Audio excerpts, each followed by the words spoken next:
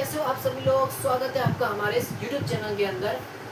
दोस्तों, मैं हूं अस्तित्व जैन और आज के इस वीडियो में मैं आपको सिखाने जा रहा हूं बिजनेस ट्रांजैक्शन।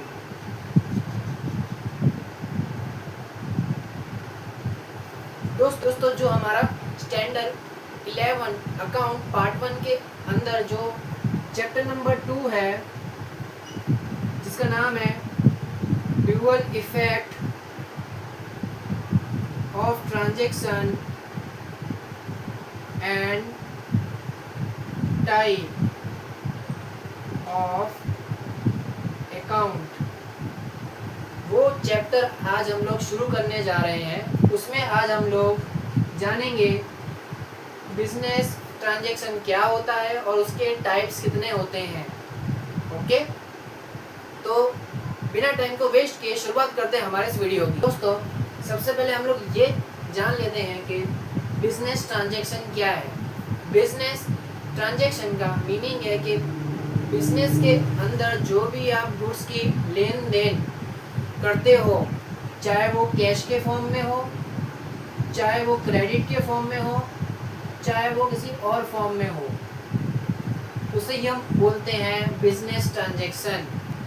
सभी चीज़ें एक्सेप्टेबल हैं तो उसे हम बोलते हैं बिजनेस ट्रांजैक्शन। जैसे कि मैंने आपको कहा, गुड्स परचेज किए, वो भी 4000 के, और वो भी कैश में किए, तो ये मेरा क्या कहलाया? बिजनेस ट्रांजैक्शन कहलाया, क्योंकि मैंने गुड्स को परचेज किए हैं और वो भी कैश में पेमेंट करके 4000 के, तो ये मेरा क्या कहलाया? कैश में बिजनेस ट्रांजैक्शन हुआ, मतलब इकोनॉमिक ट्रांजैक्शन। ओके, अब हम जानते हैं बिजनेस ट्रांजैक्शन के टाइप। ओके, तो इसके टाइप होते हैं, 2 टाइप होते हैं, यानी एक होगा हमारा नॉन इकोनॉमिक और एक होगा हमारा इकोनॉमिक। इकोनॉमिक में जो ट्रांजैक्शन होगा वो कैश के फॉर्म में होगा, क्रेडिट के फॉर्म में होगा, या फिर अदर फॉर्म में होगा।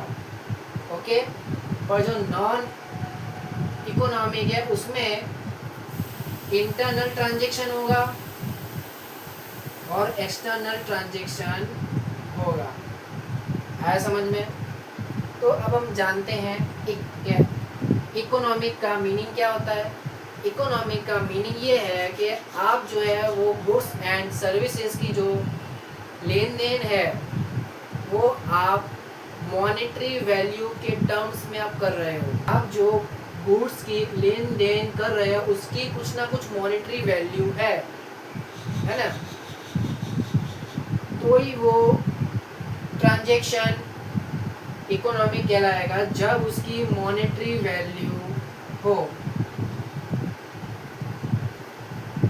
आया समझ में?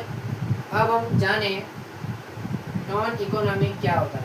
नॉन इकोनॉमिक का मीनिंग ये होता है कि ऐसे ट्रांजैक्शन के जिनको हम मॉनेटरी वैल्यू में मेज़र न करते हों। कौन से ट्रांजैक्शन होते हैं ऐसे? तो सबसे पहला होता है डेप्रिसिएशन ऑन एसेट,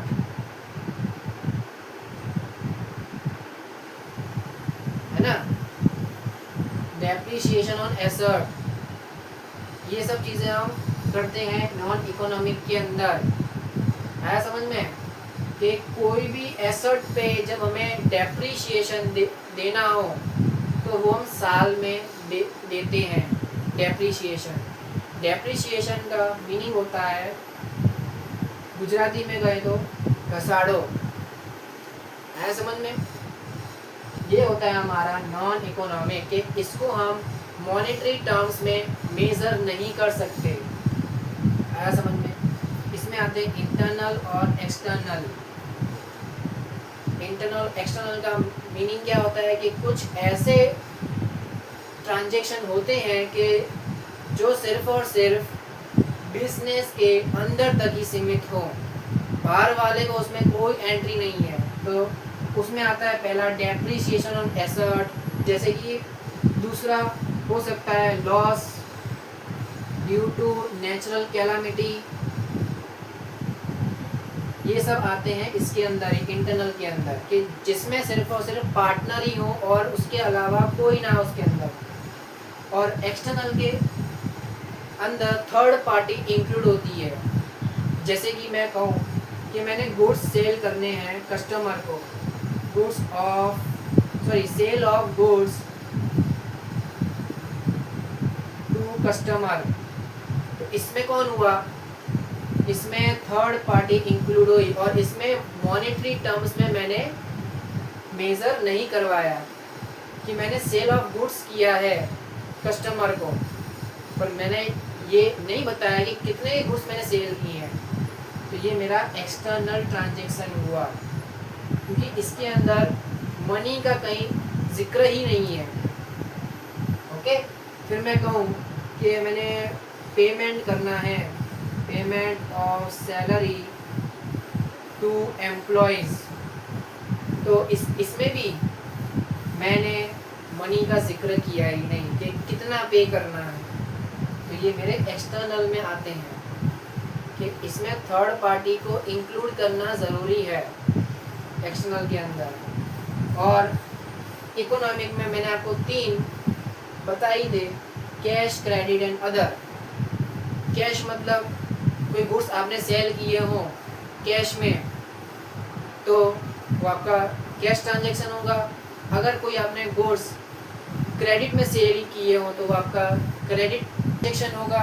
और अदर में क्या आ सकता है, अदर में स्पेशल ट्रांजैक्शन आते हैं कि जो ना ही कैश से हो और ना ही वो क्रेडिट ट्रांजैक्शन हो, वो हमारे स्पेशल ट्रांजैक्शन कहलाते हैं।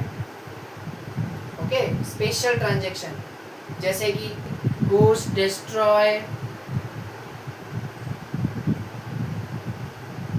है ना, ड्यू टू फायर की वजह से जो हमारे गुड्स थे वो क्या हो गए, डिस्ट्रॉय हो गए।